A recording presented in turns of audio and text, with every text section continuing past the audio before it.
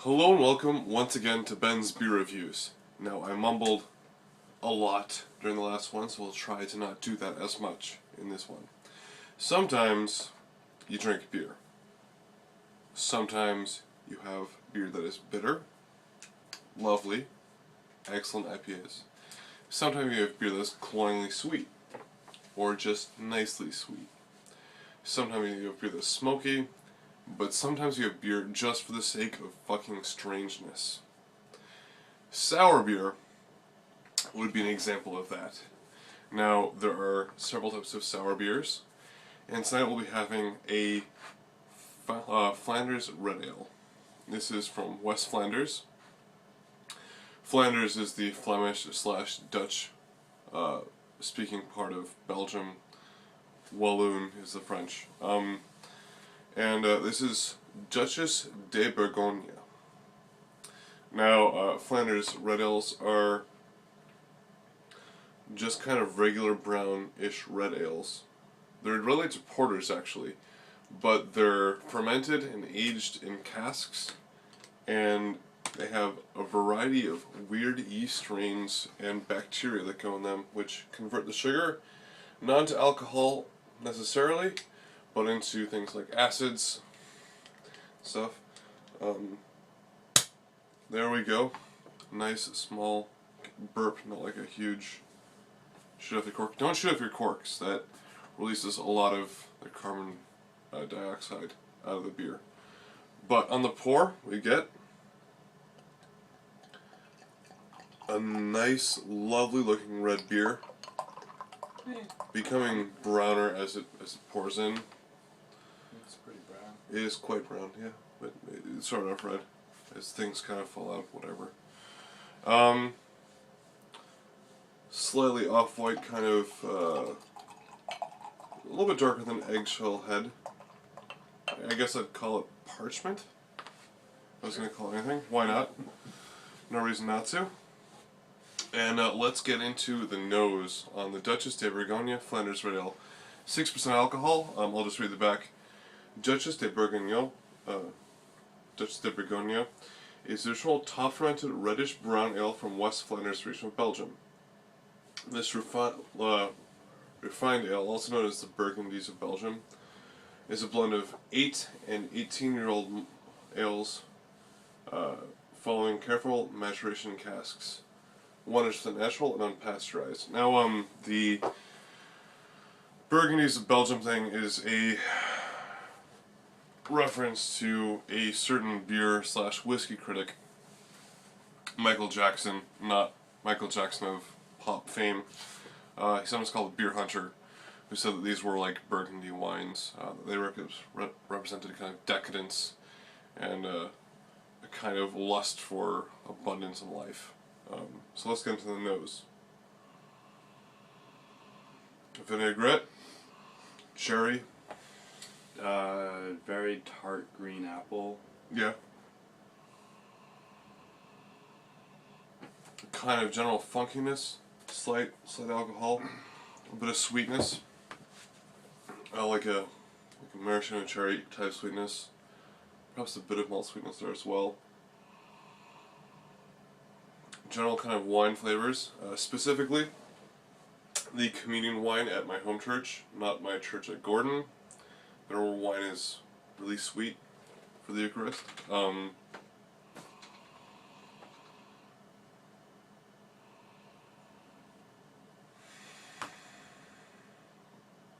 Lots of cherry, just lots of cherry.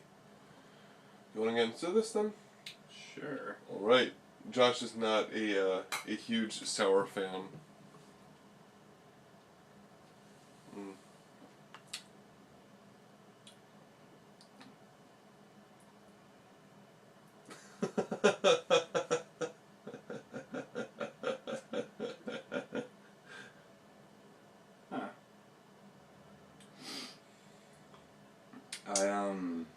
It's very well balanced. First of all, there are some beers like the first goose, the only goose you had.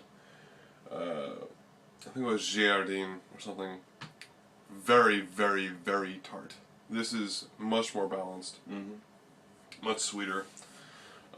Balsamic vinegar notes right away. This is considered the closest type of beer to a wine. It's a very good introductory beer to wine drinkers. And if you don't necessarily like beer, I advise that you try this. If you like beer, try this. Simply for the reason, if nothing else, that unless you go out of your way for it, you'll never have anything like this ever again. There's just... Are these made in a similar style to Duchesse's? No, they're what I think it is. This is not done in cool ships. It's fermented in casks, and the casks are old enough that the yeast has gotten into them. I could be wrong, but I think that's how it is. Okay. Gouze is a type of lambic. Now, lambic is a different type of sour ale where you take a largely wheat-based beer and put it in a very shallow pan and open fucking barn doors and let whatever bugs you call the bacteria that creates acid out of sugar bug, just kind of colloquially. It's a fond term. It's not actual insects. Into the beer. People have found thousands of varieties of bacteria in these beers, and they go to town on them. Usually they're fermented in the winter, so it doesn't get too crazy. But if you blend lambics that are between 1 and 3 years old, you get a Gouze. And they're quite pricey, quite refined, and very, on the whole, very good stuff, but very strange things. Mm.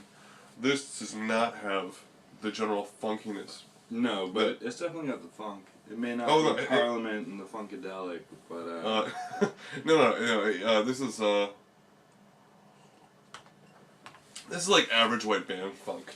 It's not like George Clinton. It's definitely got some funk in it. No, it does have funk.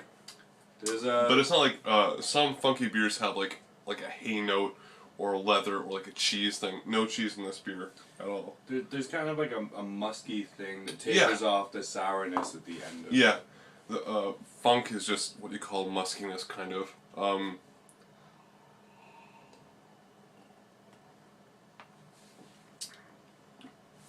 These like sharpness, this there, but it's not overwhelming. If you can handle like sodas, you can handle this in terms of like mouthfeel, basically. A ton of cherry, just as well as tart black just cherry, tart fruits. I like this beer a lot. Oh, cider. I like apple cider, hard cider, cider vinegar as well. Well, that's I think what I was picking up on. Yeah. The green apple. Yeah. I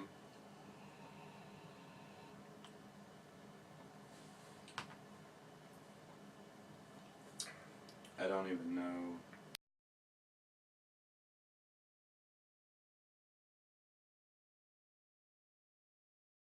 Alright, welcome back. Once again, my iPhone ran out of space.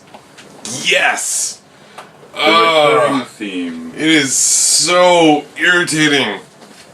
I hate it so much, and yet I babble so consistently. It is so bad. So bad.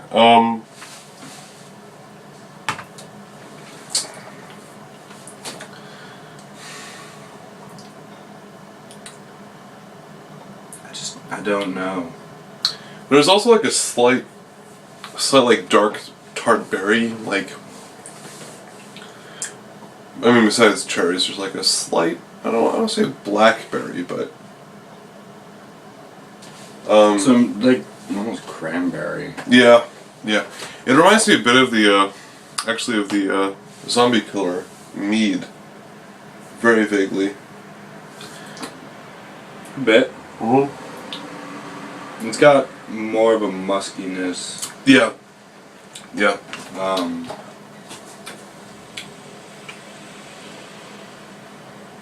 There's also like there's a kind of sugariness to it as well. It is very balanced. It isn't only just tart. It is also still fairly sweet. You don't get like a lot of like caramelly, barley flavors from it, but it is, as far as certainly sours go, pretty sweet. As long as, like, there are some sours that have, like, fruit in them. That's a big thing with lambics. But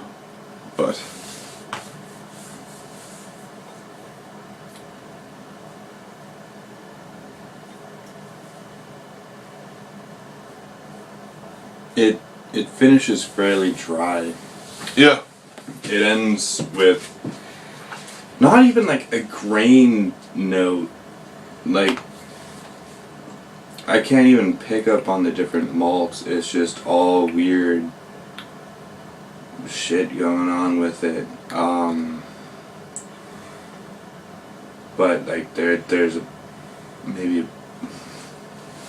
like a hay or something element. I can see a bit of hay. Like, when I think of hay, It's not strong, but it just, I'm gonna be just completely honest right now. I don't love this style, as you already mentioned. I don't know how to process it really. I don't love this beer, but I finish a sip, and then it tapers off, and then I go back to it. It's like one of those things where you smell it and you're like, huh, that was weird. And you're like, yeah, I should probably smell it again. Or like, does it? yeah, I can see that. It is like a massively complex beer, though. Oh, yeah, definitely. I would advise that you all try this at some point. Once again, because it's unlike anything you've ever had before, really. Yeah, just as a general rule, sours are just so out of left there. field. Just to learn about them, you might as well try it. Even better, bring this to a party and just see what happens. That would be because you brought a corked beer to a party.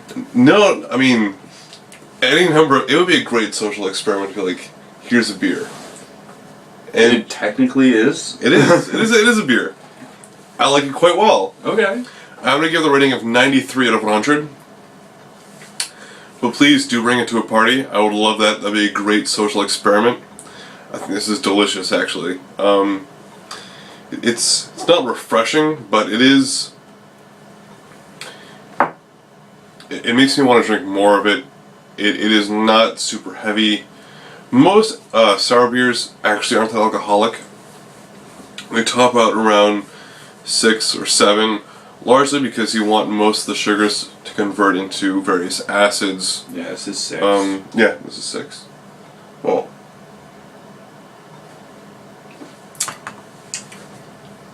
I like it a lot.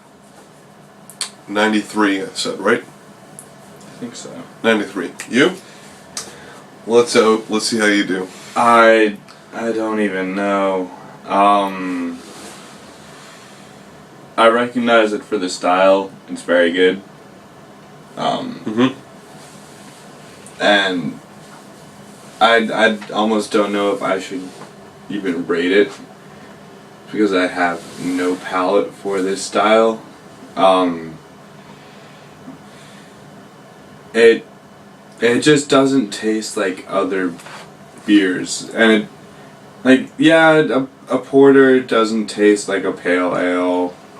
Or like a stout doesn't taste like a saison or whatever. But there's some theme of there's some like continuity between them.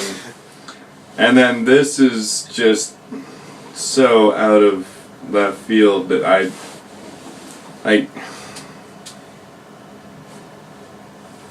if I knew nothing of it, I'd also be very confused. Probably give it like a 70 or something. Oh, okay. But I know that it's a very good beer, so I feel conflicted. So I'll go 85. It's just so far off my beaten path or off my beaten trail that I don't know how to respond to it. Okay. It doesn't taste like beer to me. It doesn't. So I'm just kidding. I think it tastes. I'm anticipating a beer. It doesn't. I think it tastes good. It doesn't taste bad. It's so weird. It's so out there. But anyway. Try it. Try it. Try it. Try it. Seriously. There is nothing quite like sour beer. There really isn't at all. Before you die, try it. 93 from me, a very confused either 70 or 85 from Josh. I'll go with the 85. The 85 it is. I mean, for the style, it probably deserves a lot more. It's just I have no where to put the style. Okay. On my map, so. Alright. I will see you next time. This has been my review of Duchesse de Bourgogne Flanders Red Ale. See you later.